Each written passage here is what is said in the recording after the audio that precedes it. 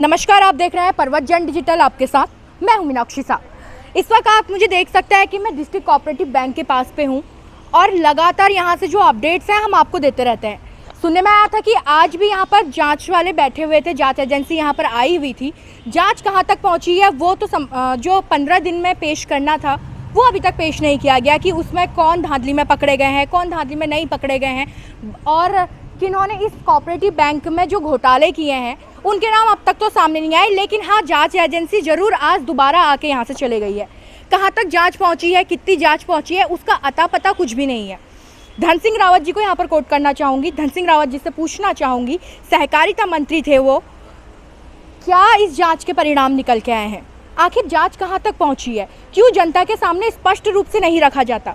जब भी इस तरीके के घोटाले होते हैं, जैसे कि डिस्ट्रिक्ट कोऑपरेटिव बैंक में हुए थे कि अपने ही परिजनों को यहाँ पर जॉब दी जा रही थी या फिर रिलेटिव्स, या फिर देखा गया था कि कई सारे ऐसे लोग जिनका कहीं ना कहीं इन लोगों से ताल्लुक़ था, उन लोगों को यहाँ पर जॉब दी गई थी और जो सच में योग्य लोग थे उन लोगों को जॉब नहीं मिली।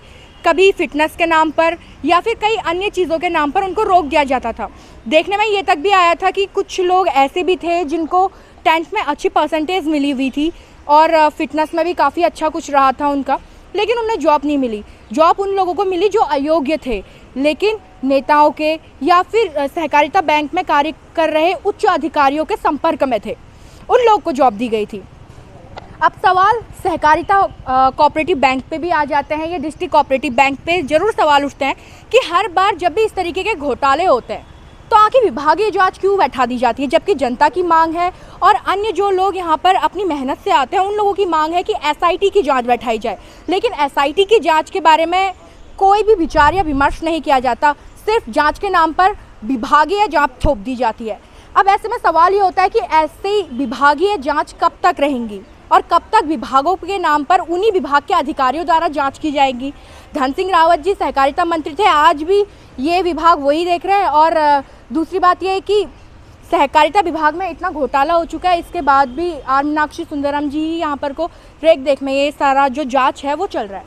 अब ऐसे में सवाल उठने लाजमी है, क्या सरकार जो मुख्य आरोपी हैं उनको सामने नहीं लाना चाहती? क्या सरकार जो गलत कर रहे हैं उन लोगों को जनता के सामने पर्दाफाश नहीं करना चाहती?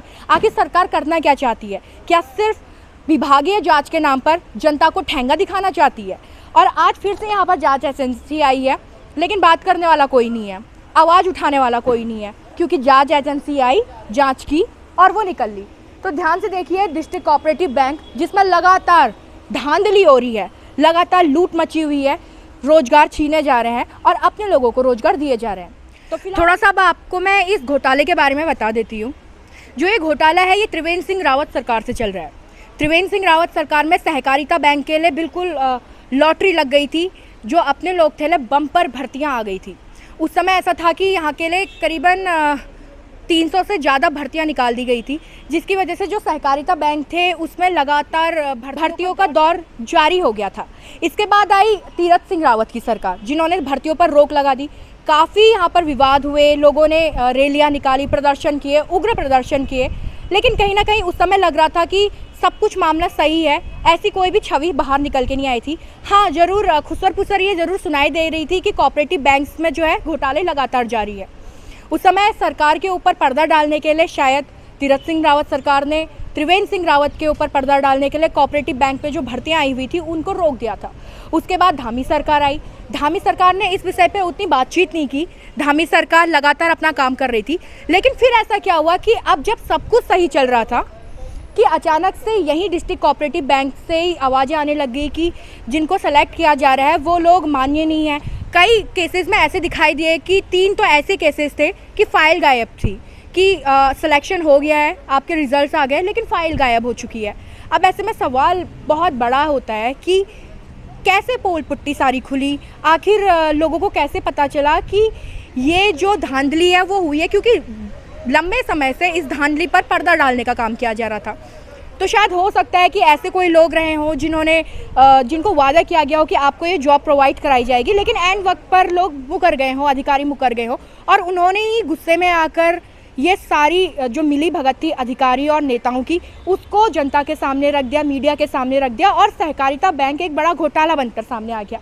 अब है क्या ये तो हमें भी नहीं पता, लेकिन एसआईटी की जो जांच है उसे ये बैठाने से इनकार कर रहे हैं और विभागीय जांच लगातार बैठाई जा रही है। और विभागीय जांच के नाम पर जो 15 दिन में रिपोर्ट्स आने वाली थी, फिलहाल वो नदारत है। तो फिलहाल अभी मेरे साथ इतना ही। आप बने रहिएगा अपने प्रवचन डिजिटल के साथ।